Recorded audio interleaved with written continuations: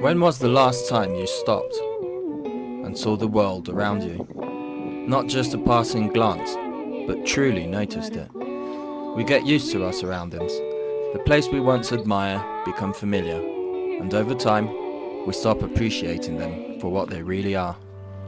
This is Incles Valley in Andorra, my home. I've walked these trails countless times, but somewhere along the way I became so accustomed to the views that I lost sight of the little details that make up its essence. That's why today I'm back here to see if I can rediscover Incles Valley, a place I know so well, through my lens. I say that like it's been ages since I last came here, but obviously that would be lying. I come here quite often. Well, I say that quite often. Last time I came was October. By the way, it is February and this place should be covered in snow, but it's not, because for the last few years here in the Pyrenean Mountains, or especially in Andorra as well, we have been lacking quite a bit of snowfall. So it's all looking a bit brown, a bit grey, plus today is an overcast, so it's kind of cloudy. The light is all diffused and everything looks really flat.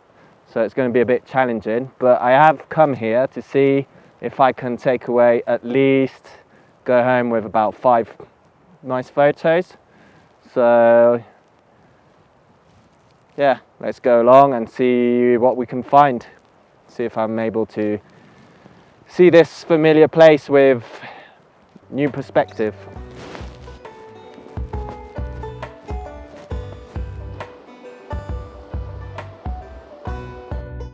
So here's the trail, and basically that's the stream. I don't think we can call it a stream. But anyway, it's a bit of flowing water, goes down into the river. Maybe you would call that a stream, but it's a river here in Andorra, so just leave it at that. And if you get close enough, here's what I mean. See the ice? It's done that, the way the ice has formed here. I find it really interesting. So we're going to try and get a photo and I'll pop it up on screen. These are the kind of details one would walk past without a second thought. Sometimes the shot is right beneath your feet if you just take a closer look. Here's another example. This tree has stood here for decades, maybe longer, and life has slowly taken hold on its surface. The rough, weathered bark layered with soft, living moss. It's a contrast we see all the time but rarely stop to appreciate. On this shot, I actually added some haze on the background mountains to separate it from the chalet. This chalet's been here as long as I can remember, and I've never seen those shutters open. I know they keep the cattle in here sometimes, in summer and autumn, but no one lives here. Not even like a summer retreat, which is a real shame because it's a bit of a dream house really. Look at the location. Imagine living here and waking up with those views every day. As I walked towards the end of the valley, I found myself pausing. We're so often caught up chasing the grand vistas, we overlook the smaller details, like the light dancing across the water's surface or filtering through the branches. I know these pictures aren't award-winning or groundbreaking, and honestly, they don't have to be. What I'm trying to say is simpler than that.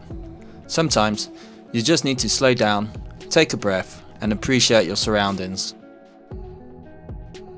There's always something small to be noticed, a fleeting detail, a quiet beauty. Even if it doesn't always turn into an incredible photo, it's there, waiting if you let yourself see it. As I made my way back home, I passed this old stone building I must have seen 1,000 times in my lifetime. What caught my eye was the rusted rims of what I can only imagine was an old trailer. Nature and time have left their mark, turning metal into something almost painterly. Behind it, the wooden door. The orange and teal tones pop, a perfect contrast shaped by years of exposure. Not every day gives us perfect conditions, golden light and panoramic views. Some days are grey, dull and uninspiring. And frankly, none of these pictures have anything special. But does that mean I wasted my time? Because I don't think so. Photography isn't always about finding or having the perfect conditions. It's about training your eye in finding beauty in the overlooked and staying curious. Just take your camera out on the grey days. If nothing stands out at first, just take your time, slow down and look a little bit closer, because you'll realise there's always something to be captured. Because at the end of the day, it's all just good practice.